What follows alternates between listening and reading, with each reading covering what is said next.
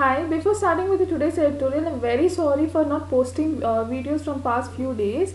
It's like not about giving reasons, but seriously my net was not working. So that because of that I couldn't post. I couldn't even post an update video. So from now on I'll try my best to be regular. Since there are only 6 months left for PT, even if I even if I by chance even if I don't post a video on a day or two, I'll try my all my best to complete the backlogs. So with that, starting with today's editorial, the first thing is about the first editorial speaks about the US and Russia relationship.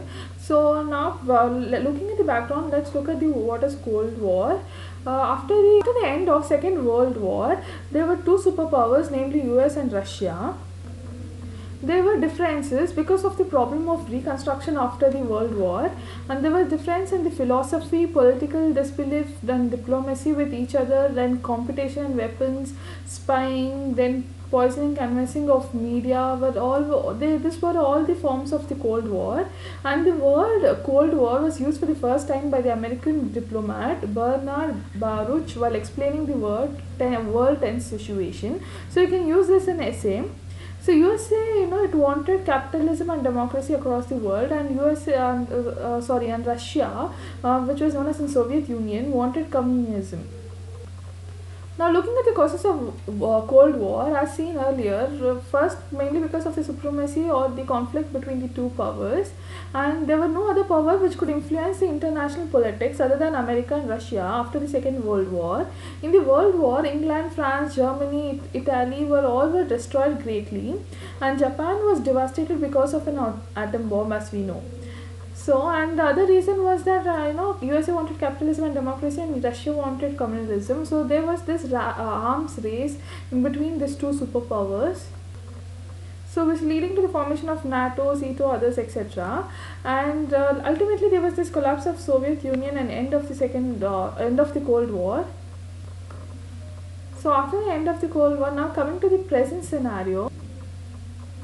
If you consider the world context, the new threat is Islamism, mainly terrorism from the Islamic groups, and this is not confined territorially as it was considered Nazism and communism. Nazism and communism was confined to a particular place or a particular territory, whereas in Islamism it's not confined to a particular place or territory.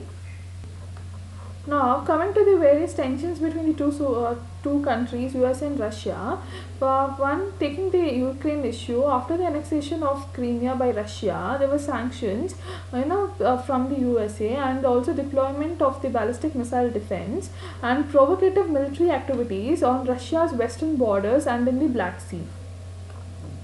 Then coming to the Syria, there was this military intervention from the Russia to boost the regime of Bashar al-Assad against the armed rebels who had US support. And Mr.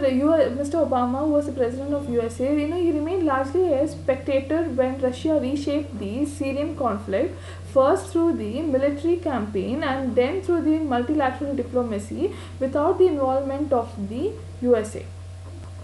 Now, coming to the recent issue, there has been allegations of cyber attack on on the systems of Democratic Party, which the U.S. intelligence agencies believe it were carried out by Russia, to influence the result of the presidential election.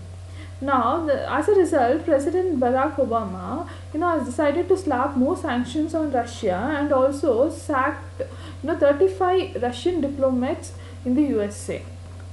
So, considering this recent issue, now the long-term implications because of this, it's that it reignites the fears of new Cold War, and even though today's Russia doesn't have the economic resources of the Soviet Union, its actions in Syria and Ukraine show that Moscow is not afraid of upping the ante in unipolar world.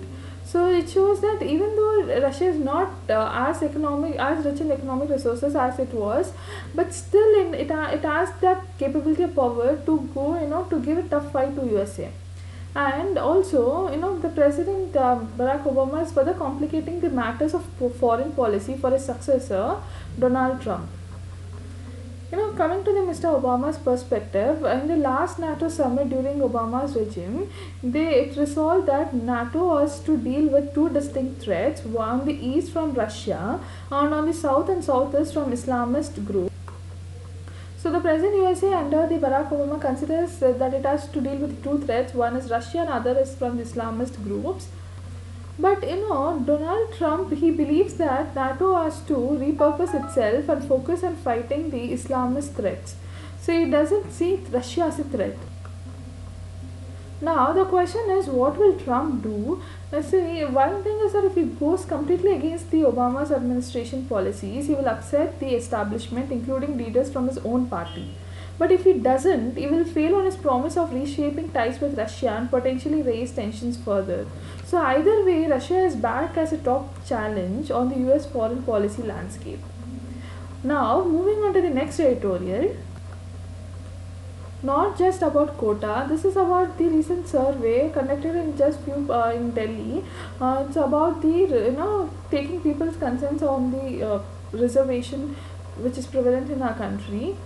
So now looking at the reasons, like many feel that the main reason that seats should be given, many feel that seats should be given on the merit, and the next reason that people feel that there should be equality among all the citizens, and other reasons being that people should work hard to to gain whatever they want, and other is that poor people don't get it and should be based on the income. So whatever the reservation should be based on the income, and few feel that reservation is not needed anymore, and they feel that there's equality among all citizens in our country, and others feel that only the rich among the Dalits get the or take the benefit of reservation.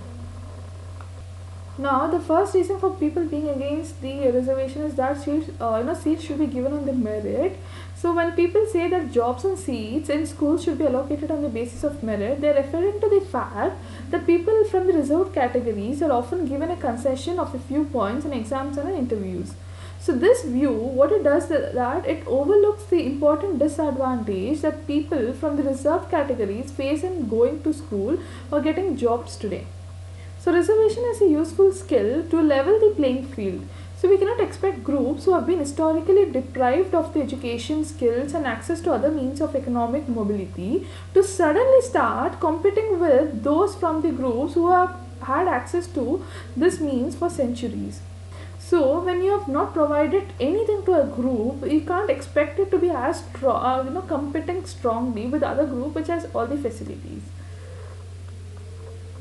Social transformation and building of economic and cultural capital takes time to be passed on from one generation to another. It is an only too commonly held belief that people from general caste are meritorious inherently, yet the ability to decipher the test answer or speak confidently in an interview is often the result of being nurtured in an environment that is a result of accumulated economic, social and cultural capital. Children who grew up in a dominant caste household are often encouraged, supported and helped to succeed by other members of their caste groups, while reserved category students rarely have such networks to draw on. So it is very important to reconsider what is meant by merit. So you have to really bring out the definition of what is meant by merit. Maybe it's not just the ability to answer the test questions correctly, but it's it's a predictor of how well someone will perform in school or in the job. Now, coming to the equality, some feel that there should be inequality among all citizens. They oppose they oppose reservation because they believe in equality. However, reservation is a policy tool that promotes equality rather than undermining it. The primary reason why reservation was written to India's constitution was to ensure representation of all social groups in the position of power. So when people from all social groups are represented in the government, higher education and in business, it is less likely that traditionally marginalized groups will continue to be denied fundamental rights and access to their fair share of society's resources. And some also feel that there should be reservation based on the income. So the writer says that this is not an anti-poverty plan. So because should However, reservation is intended to be not to be an anti-poverty program, and the government has many programs which are in principle access to all poor people. So there are many programs which is like, to which helps the people to come out of their poverty. So reservation exists because in addition to being more likely to be poorer than general caste, Dalits, backward Muslims and Adivasis, they face social discrimination and exclusion that poor people from general caste backgrounds do not face. So the difference is that there is this social discrimination exclusion among this, among Dalits, backward Muslims and Adivasis, whereas the people, even the poor people from the general caste, they do not face such discrimination. So the fact that right to education, right to own land, right to conduct business or to pursue a well remunerated occupation has been reserved for men from high caste backgrounds for generations, which means that government must take correct steps to correct the so, as to conclude, reservation is a policy tool that is used not only in India but in many countries. Reservation or other types of affirmative action are used to overcome human prejudice based on race, gender, ethnicity, religion, caste, or any other group identity, and to encourage representation of and participation by groups traditionally excluded and discriminated against. So, those who are traditionally excluded and discriminated are encouraged to participate in the mainstream along with the other groups through reservation. So one way to make this measure more acceptable and help people better understand the historic, social and cultural background behind reservation, by educating children in school about caste, ethnic, gender and regional diversities and the need for public policy interventions to make the society more equal and fair. So this is for today's editorial, and these two were the important editorials.